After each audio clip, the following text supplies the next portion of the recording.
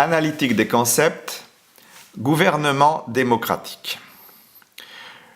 Je rappelle qu'on est dans l'analytique des concepts, simplement pour préciser que je ne fais pas ici un cours, une leçon, un exposé, un traité sur la question de ce qu'est la démocratie, mais au contraire que j'essaye simplement de relier le concept avec les différentes modalités qui seront utilisées dans cet ouvrage pour faire le lien entre la chose psychique et la chose politique.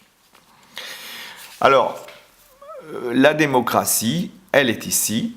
Première chose, elle caractérise en tant que concept l'un des usages les plus outranciers de la mauvaise foi, on pourrait dire moderne, des acteurs. Je parle de la mauvaise foi qui consiste à confondre, volontairement ou involontairement, les oligarchies avec des démocraties. C'est ce qui se passe lorsque les élégants politologues du monde médiatique ou scolaire auquel nous appartenons nous parlent avec un vibrato dans la voix de nos démocraties qui sont comme ceci, comme cela, qui devraient faire un peu plus de ceci ou de cela. Eh bien, nos démocraties, ce sont des oligarchies parlementaires, pour partie sélective et pour partie élective. Par oligarchie parlementaire sélective, j'entends celle qui repose sur l'école et la sélection scolaire, militaire, sélection dans toutes les parties du monde politique. Et puis, d'autre part, la part des oligarchies parlementaires qui fonctionne sur le mode de l'élection et de la démagogie. Élection, il faudrait dire aussi festivité élective, en définitive, puisque l'élection est une sorte de festoiement qui est proposé au bon peuple pour qu'il passe ses nerfs, et surtout qu'il mette au pouvoir des gens qui se disent de son côté, alors qu'on sait très bien à l'avance qu'ils vont jouer la carte des dominants, puisqu'ils ont été élus, et qu'à ce titre, ils font partie des dominants du système politique.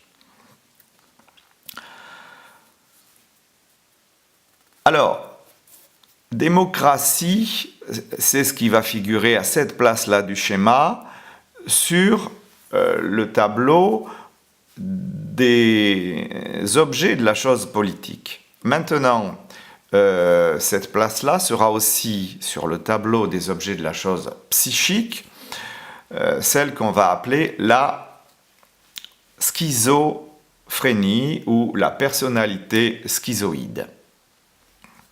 Cette place de la personnalité schizoïde nous renvoie à un type de personnage. J'en prends un modèle dans l'histoire et à dessein parce que, au fond, c'est le premier qui, dans l'histoire qui nous est donné de connaître, c'est le premier qui va vraiment exprimer des choses qui, incontestablement, dans son attitude, dans son discours, sont du registre de la description de la schizophrénie ou de la personnalité schizoïde. On peut penser par exemple à la schizophasie, c'est-à-dire cette façon qu'on a eu de décrire la manière dont un, entre guillemets, schizophrène était susceptible de parler. Eh bien, cette manière de parler du schizophrène, c'est exactement ce qu'on retrouve dans les évangiles.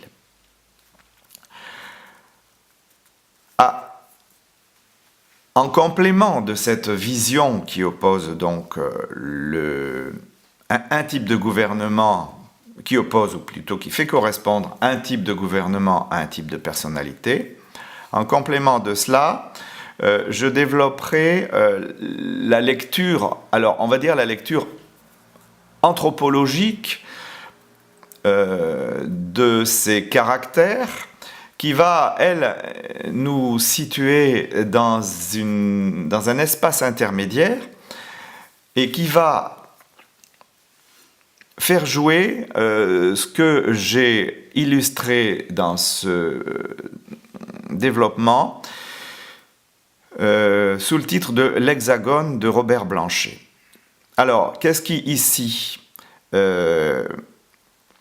illustre ce jeu de l'Hexagone de Robert Blanchet, et dans cet hexagone en particulier, l'un des deux triangles en opposition, qui est ce que Blanchet appelait le triangle des contraires, eh bien ce triangle va être représenté ici par la démocratie, l'oligarchie parlementaire sélective, qui correspond aussi sur le plan anthropologique à l'idée de famille.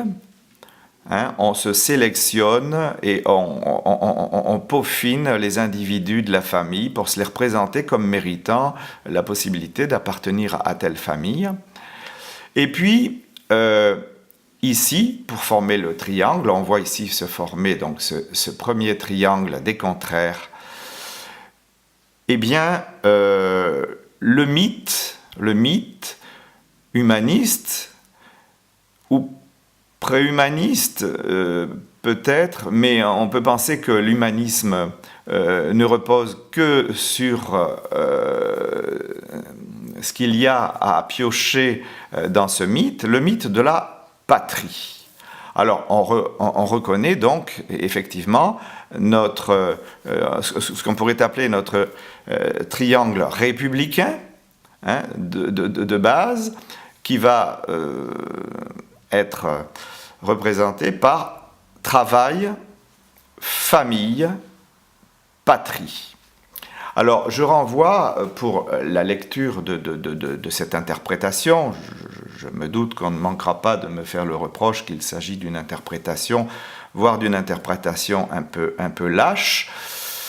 Je renvoie au tableau qui traite de l'hexagone de Robert Blanchet et au tableau général en couleur qui figure donc dans le grand premier chapitre de ce travail. Voilà, bon, très rapidement pour la démocratie, j'ajouterai si besoin est d'autres vidéos sur ce sujet, bien entendu.